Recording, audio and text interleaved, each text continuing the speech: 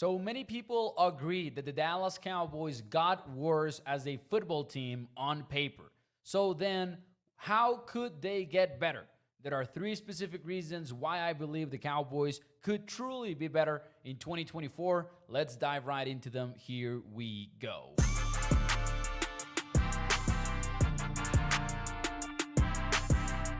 What is up, everyone, and welcome into A to Z Sports Dallas Primetime. I am your host, Mauricio Rodriguez, streaming with you live every Sunday and Thursday night, 8 p.m. Central, here on Dallas On Demand Sports Talk Network, and catching up with each other in between Monday, Tuesday, and Wednesday with quick-hitting videos. Ladies and gentlemen, welcome into the show. I'm excited about having you on here because, man, by the way, sorry for the slight delay on getting the stream started. I was dealing with some technical issues, had to reset my computer, so I had to fix some of the settings on the back end of things. But it's all fixed, apparently. Now, at least it seems so. But hey, I'm excited about talking some Cowboys football with you tonight because we're taking an optimistic view at the team right now. And not that we're going to be biased about the topics that we will cover, but I tried to pin down three things that could be perceived as specific reasons that could make the Cowboys better in 2024. And I do have three very specific ones, so I want to get your thoughts on them. And by the way, I'll open it up to the chat. What makes you believe the Cowboys can be better in 2024? I am curious about hearing your thoughts because it isn't easy. It isn't easy because the Cowboys didn't give us the free agency class that could make it very simple and straightforward, right? If the Cowboys had gotten a big-time player on offense, a big-time player on defense, you would be like, okay, the Cowboys got better because they went and they traded for Jonathan Allen. Or the Cowboys got better because they went and they signed Bobby Wagner or Patrick Quinn or this other guy, right? Or the Cowboys are better because they hired this different head coach and they fired McCarthy. But none of that happened. Instead, the Cowboys lose Tyron Smith in free agency. They lose Tyler Viadish. They lose several other players on defense, Dante Fowler Jr., Dorrance Armstrong, crucial parts of your pass rush depth chart. You lose Stephon Gilmore, at least until now, right? Because he remains available, so the Cowboys could theoretically still sign him. But if they get better, if they get worse on paper, then how can Cowboys fans be like, no, 2024 will be different because of this and that? It's tough. It is a difficult conversation to have objectively. So tonight we'll put together our best effort to try to find some answers. I do have three reasons again, but first, let me say hi very quickly in the chat. We've got Gregory, Joe, Joey Bella. We've got Henry Hayes. Joe says, Mo, stop giving those technical gremlins food and water. Talking about my technical issues on the side of the show. All right, let's get into it. Reason number one, and I wrote an article about this for A2ZSports.com. Reason number one that I believe the Cowboys could be better in 2024 is getting better run blocking up front from the Cowboys offensive line. The key word here is run blocking. Because if you look at 2023, it's very easy to say, okay, the Cowboys had one of the best offensive lines in the game. Why? Because they had two second-team All-Pros. Zach Martin, first-team All-Pro, excuse me. And then they had Tyron Smith, second-team All-Pro at left tackle. Tyler Smith, second-team All-Pro at left guard. Those are three guys with All-Pro honors. You will see that as one of the best offensive lines in the league. And pass protection wise, they were one of the best, right? Tyron Smith was back at his prime suddenly out of nowhere in terms of pass protection, one of the best in the entire league. Tyler Smith was handling Jalen Carter, Aaron Donald in the pass game. Even Tyler Viadish, who was perceived as the weak link for most of the season, did his job in pass pro. Terrence Steele was an issue. Terrence Steele was absolutely an issue. But for the most part, the Cowboys did their jobs protecting Dak Prescott. Run blocking, it was a different story. And run blocking, even Tyron Smith can deserve some of the blame, because Tyron Smith was not the same run blocker last year as he was in previous years. He wasn't really getting into the landmarks that he had to get at the second level. He wasn't being this guy that bullied people into the ground like Tyler Smith maybe at left guard did. More than anything, he just wasn't a force, right? And Tyler Viadic, run blocking, average at best, I would say. And there were several instances where he was knocked back off his balance and taken into the ground, and he was never a people mover. At most, he handled his assignment but didn't blow up any plays positively for the Cowboys, didn't open these huge lanes up the middle when the Cowboys wanted to pound that rock. And that was an issue all season long, I believe, to the point where Tony Pollard caught a lot of criticism because of a season in which he was not his explosive self after the injury. And although it is true he wasn't the same, a lot of the problems with the run game could be attributed to the blocking up front and the running game scheme, to be honest. Let's be honest here. The running game scheme could be more creative. The Cowboys need to find other answers that are not inside zone, right? We would like to see more counter. We would like to see more power. We would like to see more gap scheme stuff. But ultimately, the Cowboys have a chance at having a better run blocking offensive line. And this might sound crazy to Cowboys fans because there's two rookies potentially starting on that unit. But here's my big point. Cooper Beebe could be a better run blocker than Tyler Viadic year one. Run blocker at least. Because we go back to the same story again and again and again. Tyler Viadic was not a people mover. Cooper Beebe was at Kansas State. And a lot of people will say, hey, he's a third-round rookie. We cannot put that kind of expectations on him. He was a third-round rookie more so because of the lack of upside than because of the lack of having a high floor. And I do think Beebe comes into the NFL with a high floor in the sense that he's ready to start. The big question with Dallas specifically is that they're asking him to play a different position. But if he was going to get in and play a guard, no one would be doubting Beebe's ability to step in and be a day one impact maker. Right now, the question is, can he learn a new position quickly? That is the big question with Cooper Beebe. But I believe he can do it, and I believe he's got the potential to be better run blocking than Tyler Viadic was. Now, with Guyton over on the left tackle side of things, it's a little bit more complicated because I can sit here and tell you what I told you earlier about Tyron Smith not being the best run blocker on the team at all and having some weak moments throughout the season, run blocking wise, despite the all-pro caliber pass protection. And I don't know if Guyton is going to be better than Tyron Smith run blocking year one. My money would be maybe not, right? Because he's a raw prospect that is particularly raw in pass pro, but is also not the perfect run blocker. He's athletic, though, and he can move very quickly sideways, horizontally. People like to mention that he's a former basketball player and that you can see that in his game. It is true. Tyler Guyton is explosive, gets to the second level, can pull outside, and in the blink of an eye, he's 5 yards to the left side and climbing. It's impressive to watch him when he is executing pulling blocks. But does that mean he's a better run blocker year one than Tyron Smith?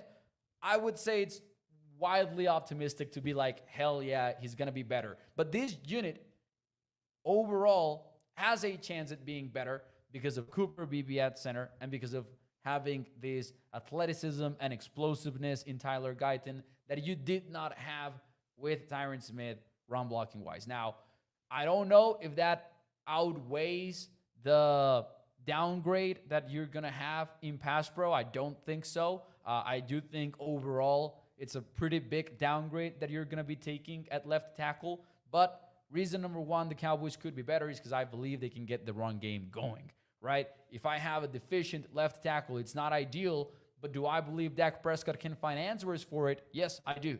I do think Dak is a kind of quarterback that can survive subpar left tackle play and have a decent passing game.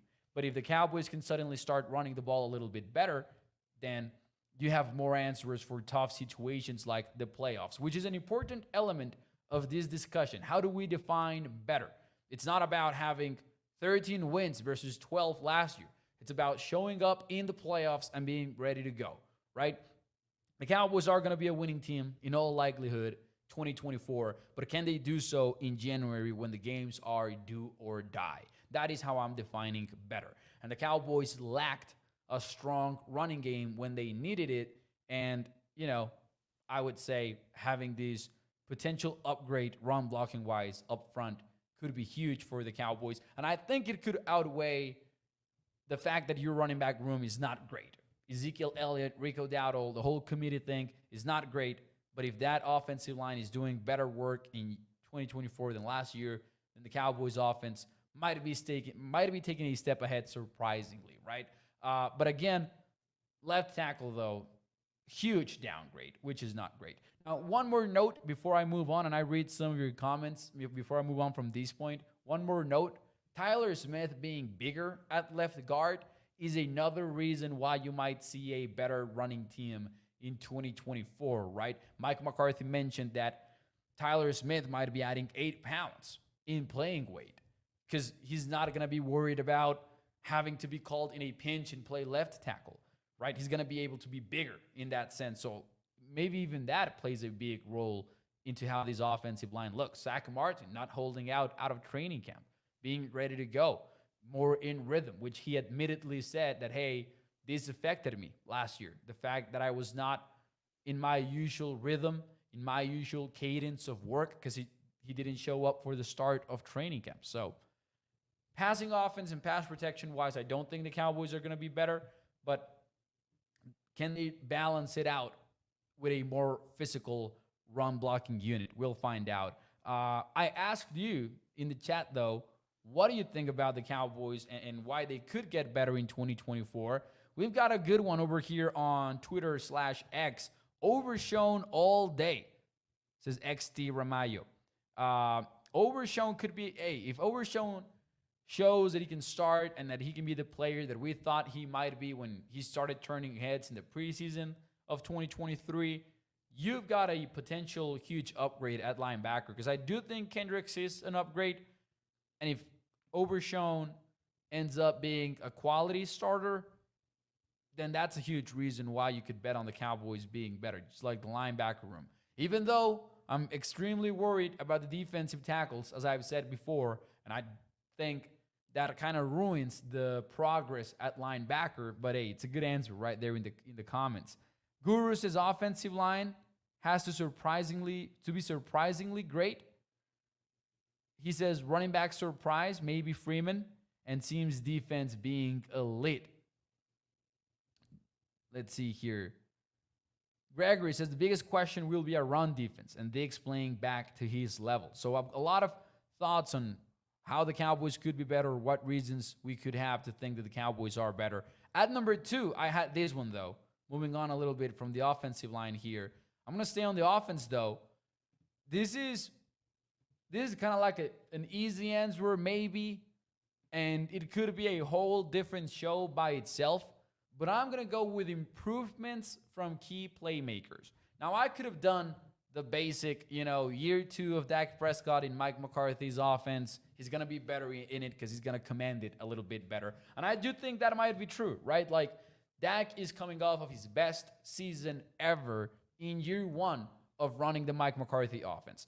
That Mike McCarthy offense, though, was kind of improvised halfway through the season when they figured out that what they were doing early on was not going to work. They pivoted, adjusted, went with a pass-happy approach for most of the season after the Chargers game, and that worked. Now, you have a full offseason where okay, this is the way. This is our best version of the offense. How does that look like in year 2? I'm excited about that part. But instead of doing that basic answer, I'm going to go with improvements from key playmakers. And I have 3 guys in specific. I'm not going to go into CeeDee Lamb because he's already a first-team All-Pro wide receiver. And sure, CeeDee and Dak can get better for another year. but he's already at that top level. I'm going to start with Jake Ferguson. Jake Ferguson is going into year 3 of his career and second year of his career as a starter. Because in year 1, he was behind Dalton Schultz, showed some flashes, all that. Year 2 was the first time that he was the guy. And he showed why he was the guy, right? He answered a lot of questions, continued to get better.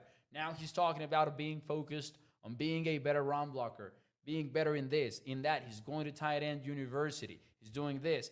I think Jake Ferguson is the kind of player that you can bet on making another leap and solidifying himself as one of the best tight ends in the entire league. I think Jake Ferguson is that kind of guy for the Cowboys. So year 2 as a starter, he might be better. And I believe that he's going to be Dak's number 2 target on the offense. And he's going to be huge for the Cowboys. I wouldn't be surprised if he gets that different kind of production where he approaches the 1,000-yard mark as a tight end. I could totally see that happening. Or maybe that 800-yard type season where he has almost double-digit touchdowns, right? Kind of like Sam Laporta for the Detroit Lions last year.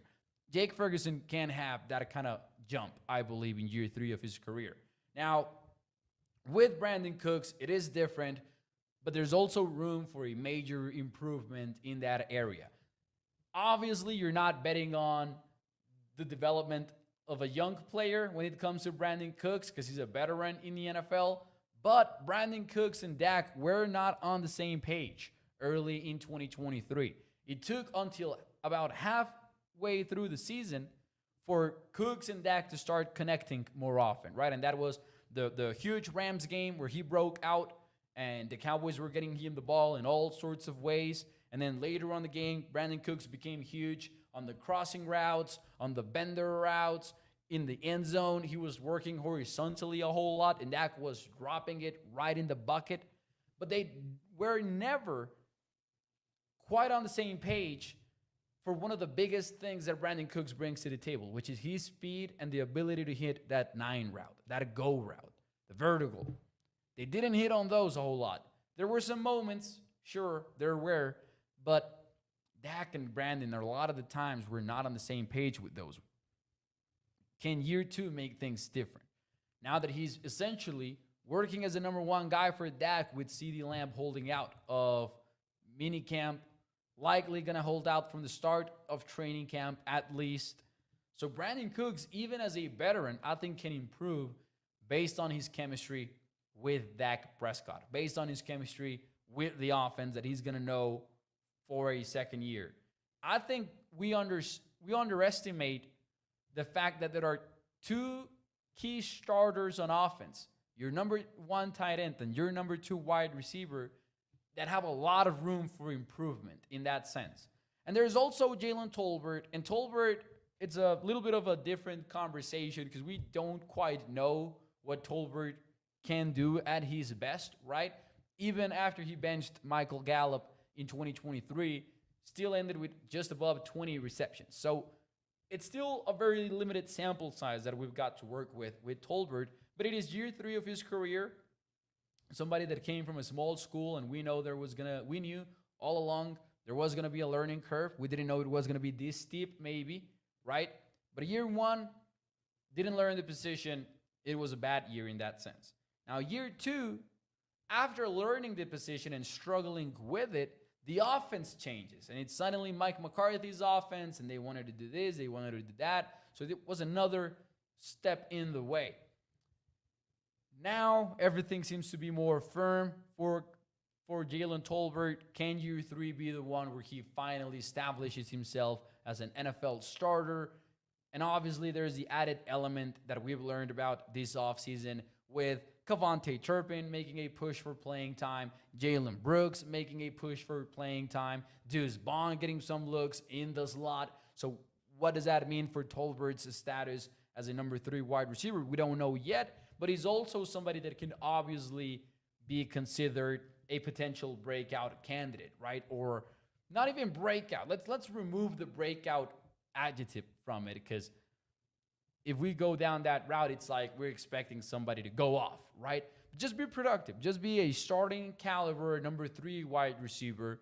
And suddenly, I think that becomes one of the biggest reasons why you could bet on the Cowboys being better in 2024. Just forget about new players, just better starters in different stages of their career and in different stages of their knowledge of the scheme, like is the case with Brandon Cooks, for example.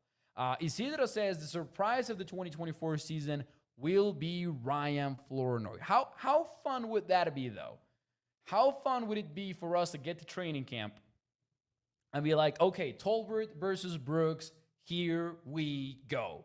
And then out of nowhere, Flournoy, who's got the size, who's got the athleticism, who's got like this raw talent that you can totally see the vision for, starts making plays and starts being consistent.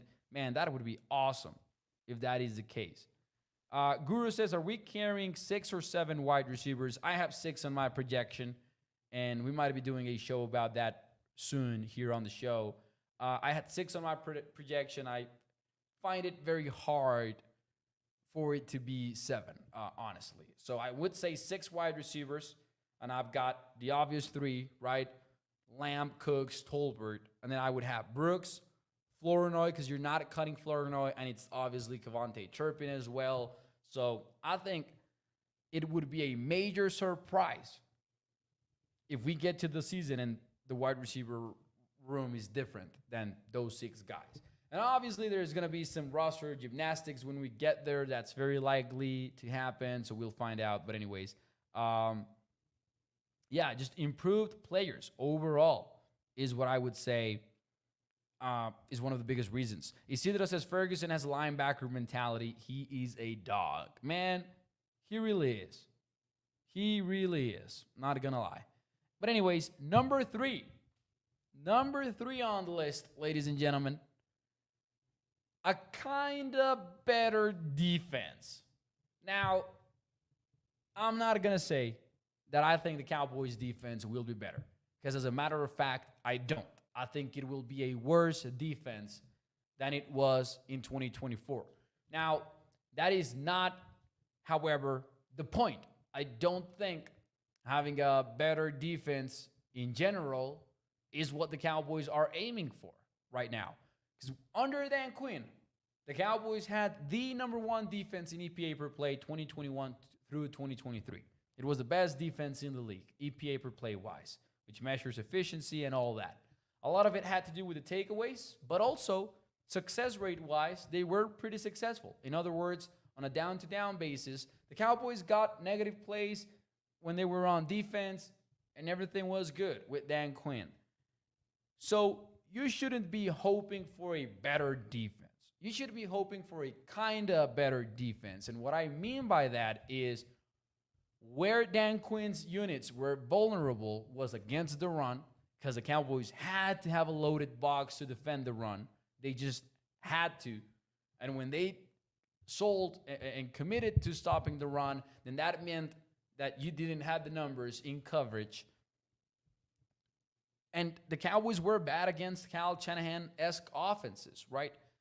They were bad against the wide zone. They were bad against all of those eye candy offenses like the 49ers.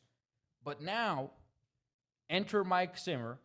He might not have the same results as Dan Quinn overall, but can he be better against teams that want to go big on you and want to bully you in the run game? Can he be better? Can he have a more solid structure to the defense where the Cowboys can play too high and still stop the run without loading the box, without committing one of the safeties fully into the box? Can Mike Zimmer achieve that? Because that, again, we go back to how do we define better. It's not about EPA per play. It's not going to be about where the Cowboys end up in the standings at the end of the season. It's going to be about what they do in the postseason. And who are they going to face in the postseason?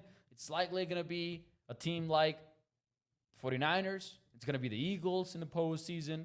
It's going to be the Rams maybe. It might be the Packers again, right? But these are teams, Detroit, these are teams that are gonna want to run on you. They're gonna want to go heavy on you, which has worked in the past against the Cowboys. So you want a kind of better defense, not exactly just a better defense in general, EPA per play wise, because that's likely not going to happen because you have been number one for 3 years. So I think that's what could also make the Cowboys better. Just the fact that Mike Zimmer is going to have a much more versatile unit, maybe is the word.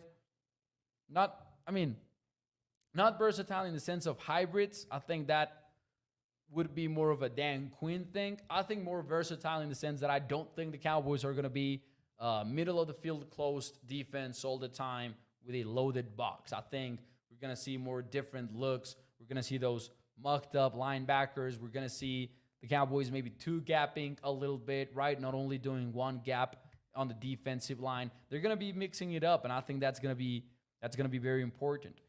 Gregory says, will they truly unleash Sam Williams? Man, Sam Williams is a huge X factor of the defense, in my opinion, in 2024. Like, I've talked a lot about Marshawn Neiland. I'm very excited about it. But is this a year where Sam Williams steps up and he's like, hey, guess what? I can be a productive number 3, because that is going to be a battle being that number 3 guy behind Micah and behind DeMarcus Lawrence at edge. That is going to be huge. Let's see what you guys have to say, though, in the chat. Mark Aaron says, Mal, how do you like your work hours? Oh, man, I'm loving it, man. I'm loving it, but I'm also excited, and we'll open a parenthesis here. On Thursday, it's vacation time, man. I'm going to be out on Thursday, and then I'll be back until July the 9th. So it's going to be more of a longer vacation for me. Cannot wait for it. Going to enemy territory, by the way. I'm going to be going to San Francisco. I'm excited about it. But, yeah, man. Obviously, I've always loved the work hours here at A to Z Sports. You know it. You know it. But, by the way, I'll tell you more about the plan for prime time during that time. I'm not going to be doing the live shows. I'm going to be doing a few uploads, though, here and there that are going to be ready to go before I leave. So that's going to be fun, too. Santanach83 says, do you like the running back by committee? I do. I think in the modern NFL, running back by committee is a very legit approach. Do I like the committee? Now, that's a different question. I think the Cowboys can be decent with it. I also think somebody is missing on that room, though. And I've talked about this before. Elliott is just not as explosive as he was before. The numbers back it up. The numbers don't lie. The numbers are there, right? Zeke was bad in terms of having those 10-plus yarders, 15-plus yards, pretty much non-existent in his game right now. Enrico Dowdle, who I like on paper as the number 1 guy of the committee, has durability concerns. He has them. Like, we have to be fair. So that part is a very good question, because I'm not sure how I feel about it. I think the Cowboys could use another player on that committee, and I wish they had found somebody else to lean on, or at least have Rico Dowdle who you can lean on, and then kind of like an insurance policy in case that doesn't work out. Is there somebody that we can bring in with a certain degree of upside, you know? And I think the Cowboys don't really have that. We'll see if Deuce Vaughn, though. We'll see if Deuce Vaughn can be that. I'm not sure if he can. I'm not sure if the Cowboys think that he can, because I'm not sure how to interpret him taking snaps at slot wide receiver. Does that mean just as a running back he wouldn't make it? Or is it just like we're very excited about Deuce, we want to get him reps in pretty much every position? He'll even play quarterback. I'm just kidding, but you know what I mean. So, yeah, just to recap very quickly, 3 specific reasons why the Dallas Cowboys could be better in 2024. Number 1, getting better run blocking up front from the Cowboys offensive line. And if that works out, then the running back by committee thing might not matter a whole lot, because the offensive line is the major thing when it comes to running the ball. Number 2, improvements from key playmakers. We talked about Jake Ferguson, talked about Brandon Cooks and Jalen Tolbert.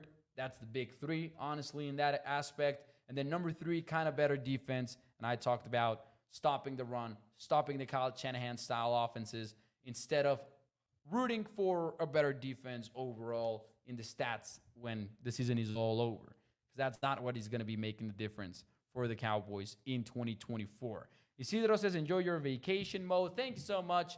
That's going to happen on Thursday, though. In the meantime, I will see you Monday, Tuesday, and Wednesday with our quick hitting videos. We've got some fun topics that we are going to attack, so I'm excited about it. Ladies and gentlemen, that will be it for me tonight. Hope that you enjoyed the show, and I'll see you tomorrow. Thank you so much, ladies and gentlemen. Bye-bye.